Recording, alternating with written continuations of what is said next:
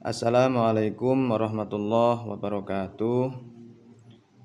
Perkenalkan, nama saya Komarul Hadi, kelas A32, mahasiswa PJJ PAI UIN Siber Syekh Nurjati Cirebon.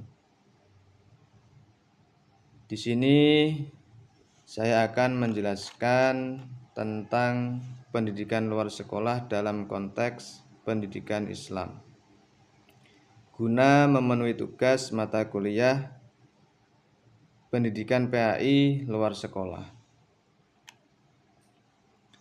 Pendidikan luar sekolah merupakan mekanisme yang menjadi peluang bagi masyarakat untuk memperkaya pengetahuan dan keterampilan melalui pembelajaran sepanjang hayat.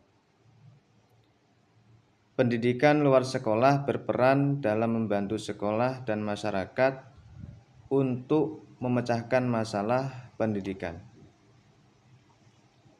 Dalam catatan sejarah pendidikan Indonesia, keberadaan pendidikan Islam merupakan salah satu lembaga pendidikan yang sangat tua yang memberikan kontribusi bagi pembangunan negara, dan dapat dilihat dengan jelas hingga saat ini bahwa pendidikan Islam masih memiliki posisi strategis yang sangat penting karena diselenggarakan untuk mengabdi kepada masyarakat. Selanjutnya, jalur-jalur pendidikan dalam sejarah pendidikan. Jalur pendidikan di Indonesia terbagi menjadi 3 bidang, yaitu pendidikan formal, pendidikan informal, dan pembelajaran informal. Jalur pendidikan formal adalah jalur yang terstruktur dan berjenjang yang terdiri atas pendidikan dasar, menengah, dan tinggi. Jalur pendidikan nonformal adalah jalur pendidikan di luar pendidikan formal yang dapat dilaksanakan secara terstruktur dan berjenjang. Sedangkan pendidikan nonformal adalah jalur pendidikan keluarga dan lingkungan. Selanjutnya, sistem pendidikan Islam di Indonesia. Menurut Samlin Daulay, sistem pendidikan Islam tidak pernah lepas dari sejarah perkembangan Islam di Indonesia. Pada awal perkembangan Islam di Indonesia, pendidikan agama Islam sendiri dilaksanakan dalam bentuk pendidikan informal. Setelah Islam mulai menyebar, pendidikan agama Islam mulai memperluas wadah pendidikannya. Selanjutnya, sejarah pendidikan luar sekolah dalam konteks pendidikan Islam. Pendidikan luar sekolah sudah ada di Indonesia sebelum masa kemerdekaan. Pendidikan luar sekolah merupakan terjemahan dari kata social education. Pendidikan luar sekolah atau non-formal hadir di dunia ini sebagaimana adanya manusia berinteraksi dengan lingkungannya. Dengan bertambahnya jumlah manusia, situasi pendidikan itu muncul dalam kehidupan kelompok dan masyarakat. Manusia terlibat dalam kegiatan pendidikan dalam kelompok dan masyarakat jauh sebelum pendidikan formal muncul dalam kehidupan masyarakat. Selanjutnya, pengaruh pendidikan informal. Kegiatan yang terutama dilakukan dalam keluarga. Dalam kehidupan keluarga terdapat interaksi antara orang tua dan anak atau sebaliknya.